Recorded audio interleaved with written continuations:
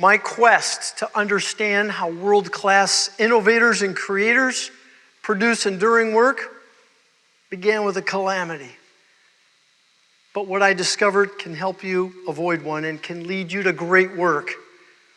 I began building submarines when I was 10 years old. As a kid, I loved the ocean and Jacques Cousteau, and I dreamt of undersea exploration.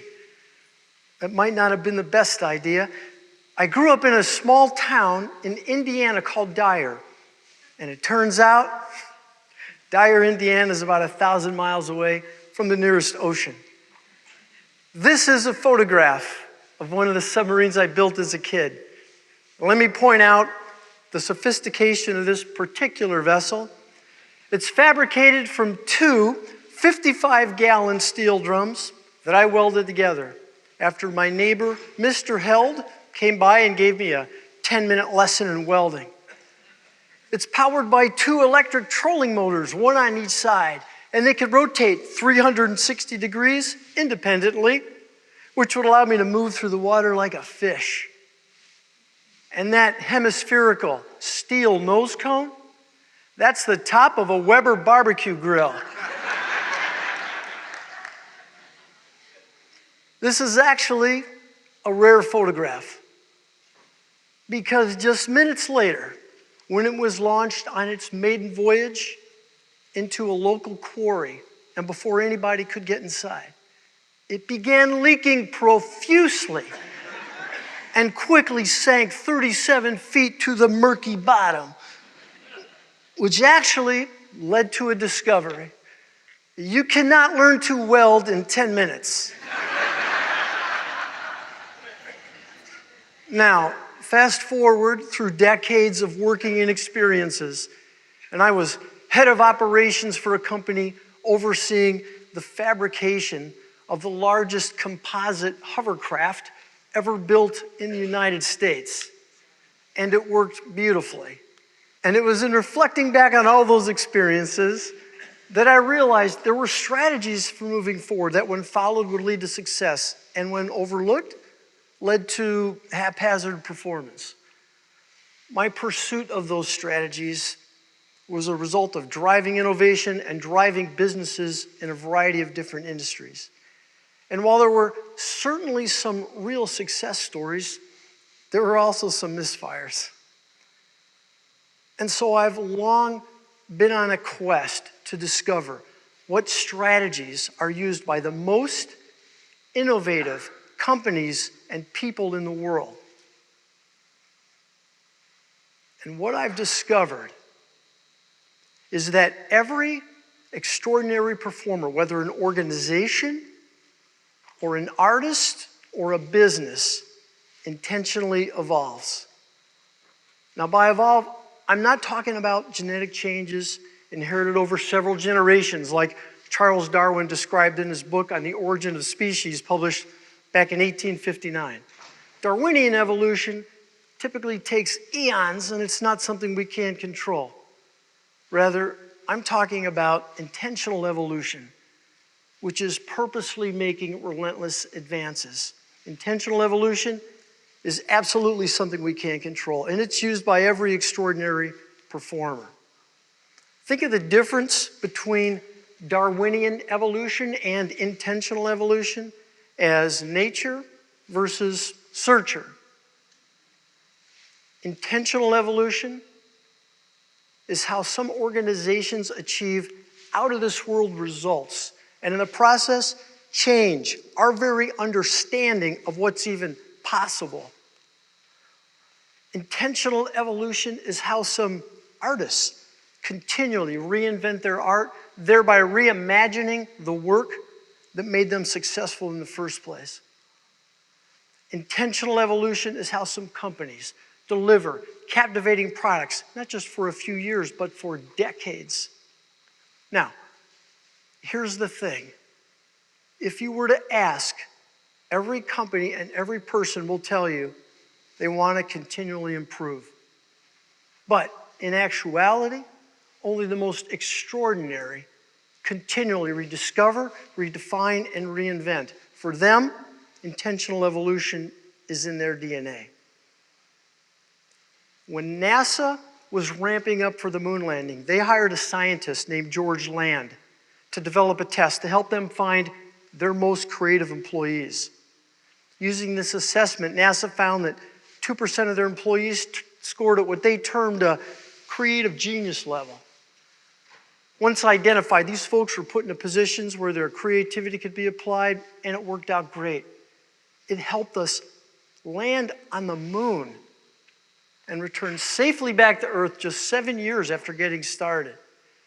And all the innovation associated with the space program drove many spin-off technologies. Things like cochlear implants that allow deaf people to hear, scratch-resistant lenses, freeze-dried food, infrared ear thermometers, vascular heart bypass operations, aircraft anti-icing systems, memory foam, and solar panels, to name just several. To solve the many challenges of landing on the moon, NASA intentionally evolved by continuously innovating. At the age of 13, Picasso's painting ability outmastered that of his fathers, who taught art as a professor at the School of Fine Arts. That same year, his dad convinced the school to let his son apply. The entrance exam and the portfolio requirements typically took a month to complete. Picasso completed them in a day. His talent was extraordinary. His early work was revered and made him successful. But here's the part that matters. Instead of painting more of what would have made him wealthy, Picasso intentionally evolved. He pioneered an astounding 14 different periods of paintings. He also did ceramics, sculpture, engravings, costume design, and wrote poetry. Each time Picasso ventured into a new area, he was starting out as a beginner. When Picasso said, "To find is the thing," he was describing the very essence of his life, a life spent continuously finding. And where did all this discovery leave Picasso? With nearly 29,000 cataloged works of art and one of the most expensive paintings ever sold, a painting he created in the span of a single day in 1932 that sold for $107 million. Picasso said, "I am always doing that which I cannot do in order that I may learn how to do it."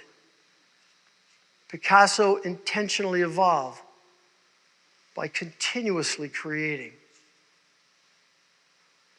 A large movie studio typically releases 50 to 60 feature films into US cinemas each year.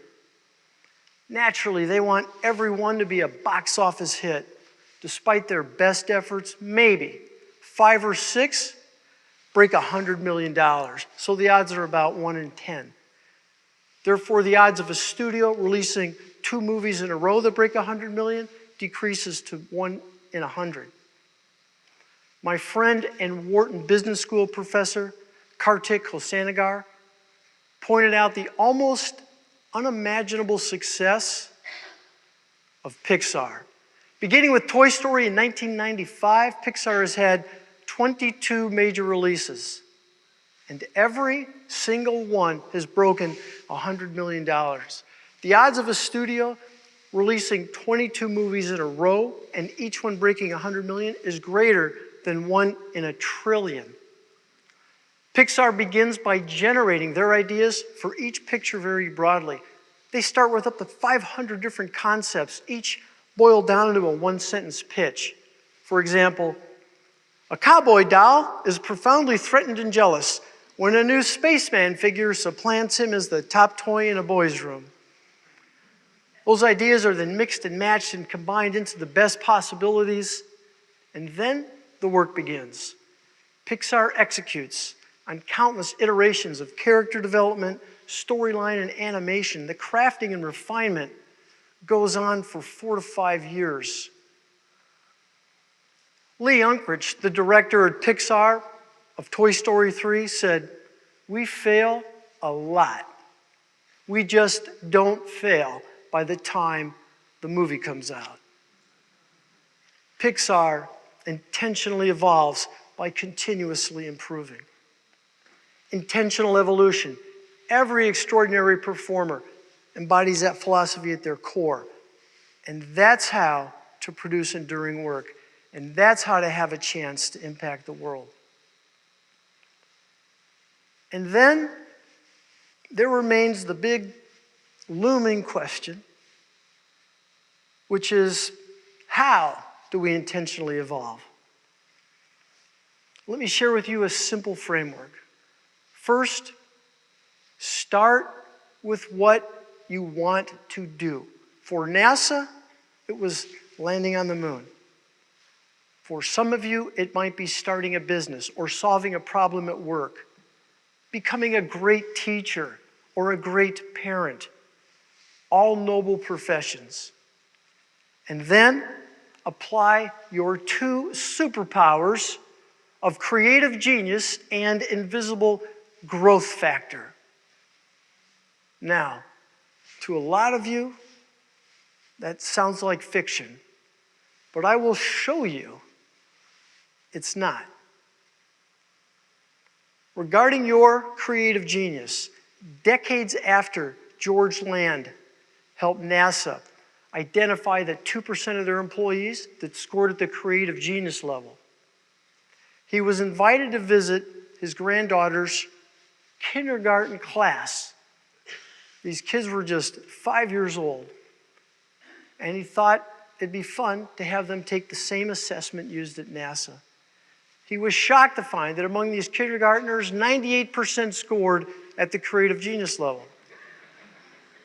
He went back 5 years later when the kids were 10 years old. He had them take the test again. This time, 30% scored at the creative genius level. He went back once again 5 years later. The kids were 15 years old, had them take the test again.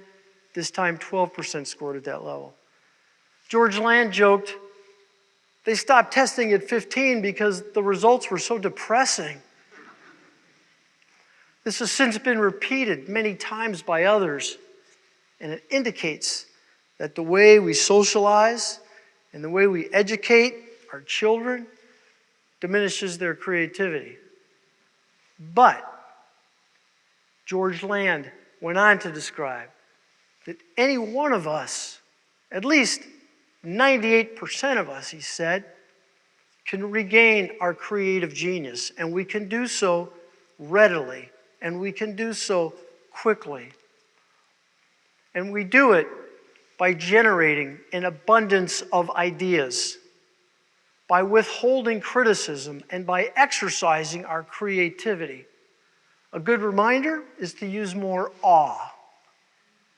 And that thinking allows us to regain our creative capacity and our creative genius. Now, what about our invisible growth factor? Well, since we're talking about evolving, let me use a dinosaur to illustrate. This little guy is just 2 inches tall. And let's say his current size represents your current capability, or maybe that of your employer.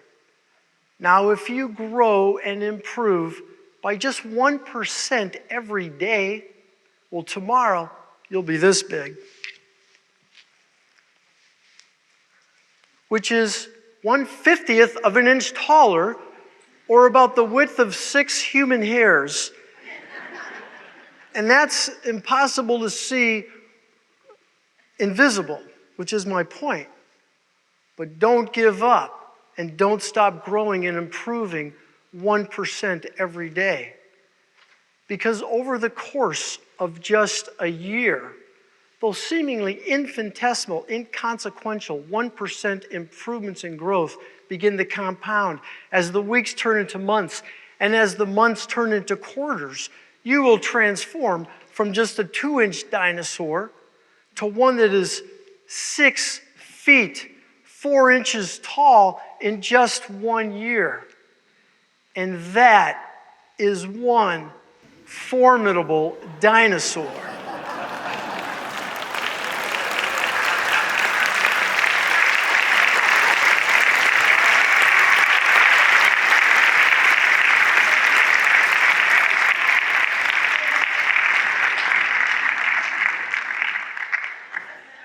Now keep in mind, this growth, it's math. So it works in reverse too.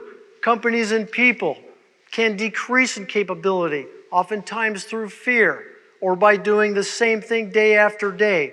And those small, seemingly inconsequential losses compound until the results are catastrophic. Now, we are not dinosaurs, which is great news because they could not decide to intentionally evolve. And honestly, I don't even think they could weld.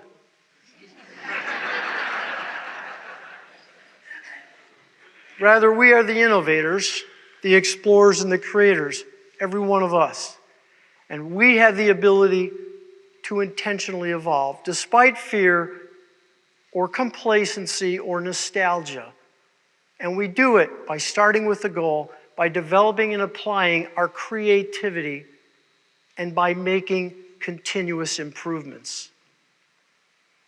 And that thinking, intentional evolution, allowed us to build shelters, to learn how to farm, and to drive the Industrial Revolution. That's the thinking behind great businesses, compelling art and architecture, and all progress. And intentional evolution, it's not just a tool for engineers and artists, but a tool for every one of us, young or old, big or small. And it holds the promise of not just a better tomorrow, but of a better you. And that's why when Picasso was asked what was his favorite period throughout his entire career, he said, the next one. And that's why I invite each of you to join the evolution. Thank you very much.